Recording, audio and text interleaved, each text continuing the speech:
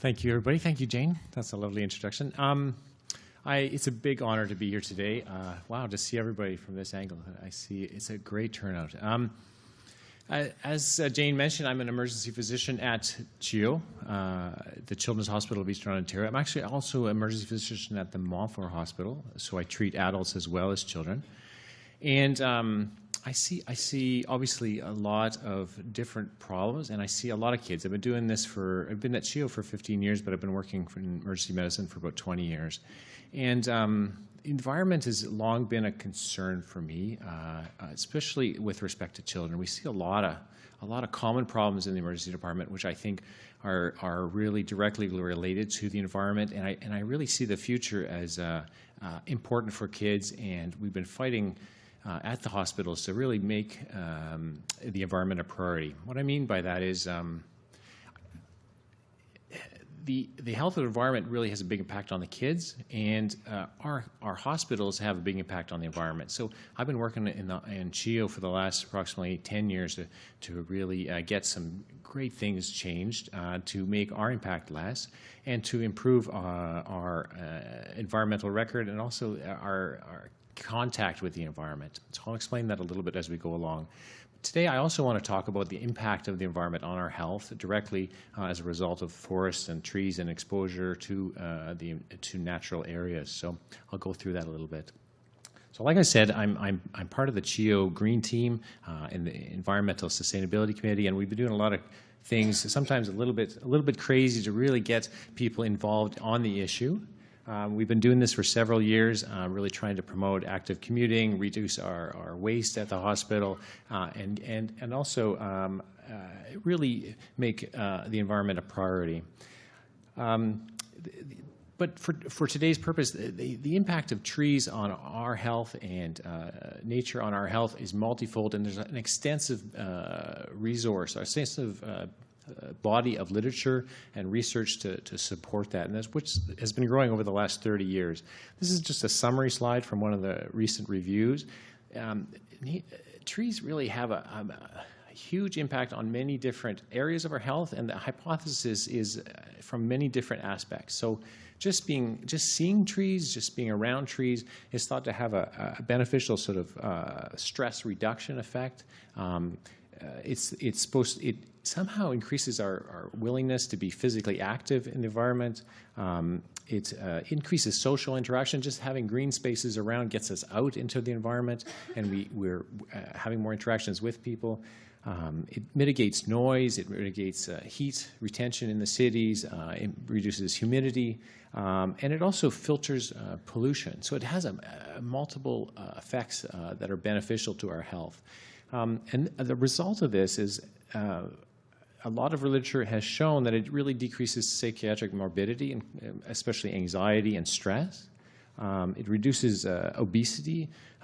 It reduces cardiovascular disease and respiratory illness, and some widespread effects on all-cause mortality.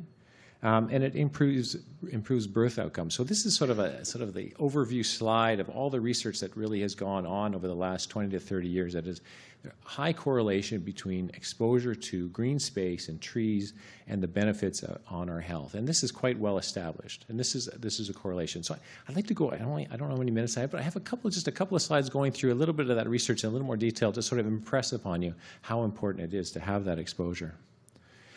First of all, about 25 years ago, 30 years ago now, there was a kind of a neat landmark study. It was very simple, where a surgeon looked at the outcomes of his patients based on what window they had in the hospital. So half the hospital faced a green space and half the hospital faced a brick wall. And it was very impressive that these patients who, after their operations, had to stay around in the hospital to be monitored, the ones on the green space side actually got to leave a day earlier. They're sort of monitored by, I guess it wasn't predetermined who would go. There was a random selection of who went on which side of the hospital. Those patients on the green side went home a day earlier.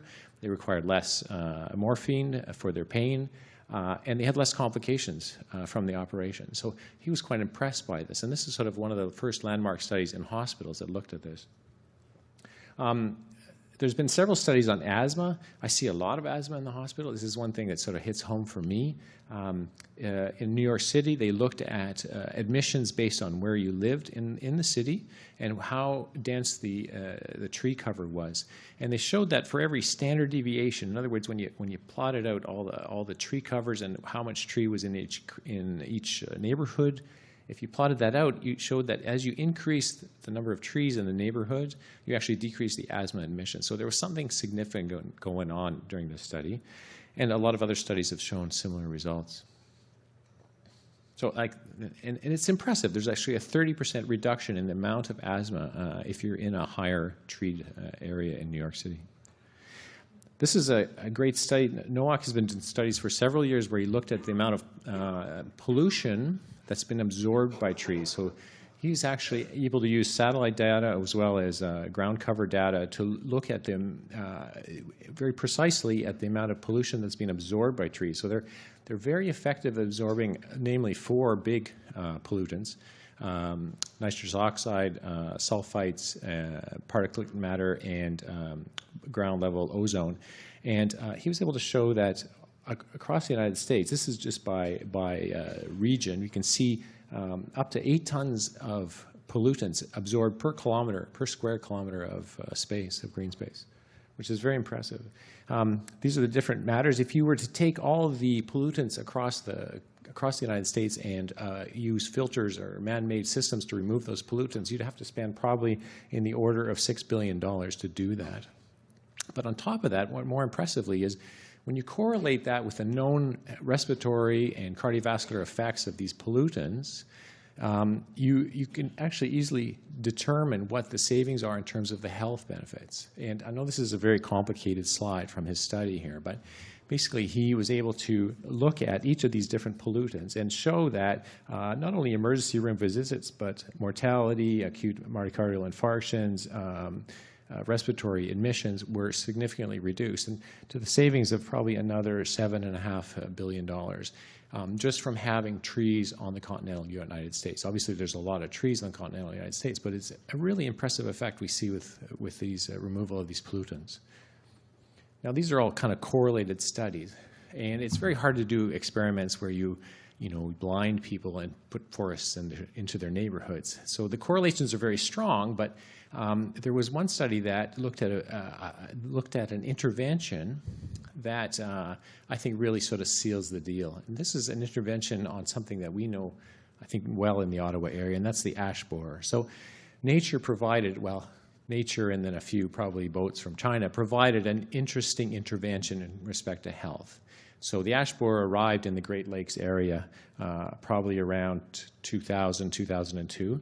So it's been with us about 15 years. And progressively, it's been spreading throughout the eastern United States and eastern Canada. So what some very smart researchers did is looked at the areas where, as it appeared in the different counties throughout the United States, they looked at the mortality data and hospitalization data for various illnesses. So they looked at respiratory illnesses, they looked at cardiovascular illnesses, and they looked at accidental death. And I'll explain why the accidental death in a sec. But what they showed was a very significant reduction in respiratory illnesses and deaths to the tune of about the first year after the ash borer appears in your county, you have about almost 4 more respiratory deaths per 100,000. So in other words, just having the ash borer in your county, already you're starting to lose foliage, you're starting to lose some trees, you're going to get an increase in the mortality from respiratory illness. Up to a maximum at 5 years, they had data up to 5 years, they had 15 per 100,000 deaths. In Ottawa, I'm not sure the population of Ottawa, maybe 1 million people. We're looking at another 150 people. Is that calculated right? 150 people more dying per year after 5 years of exposure to ash borer. Just having it in the community, and I think they didn't correlate it to the number of ash trees in the community, but we know we have a large, we had a large proportion of ash trees in our community. And then cardiovascular disease was even more impressive. The first year we had 9.7 more deaths per 100,000, increasing up to a maximum of 40, almost 40 deaths per 100,000. So then the accidental thing is kind of a control. So this is sort of a natural experiment where we're provided this by an unfortunate insect. The accidental deaths had no change. So there was no change in the accidental deaths, which sort of kind of validates the study design and sort of allows us to say, yes, this is not just a fluke of statistics. So I don't know. I haven't gotten the signal. Sorry, I didn't see the signals. Thank you very much. Listen, we're working very hard at CHEO. It's very important to us. We've been planting trees. We've been trying to preserve our forests. It is a tough battle. We've lost a bit of a forest in the background there just to a parking lot, unfortunately. But it is a big concern because it has a really direct effect on children's health and on all of our health. I appreciate you listening to me today.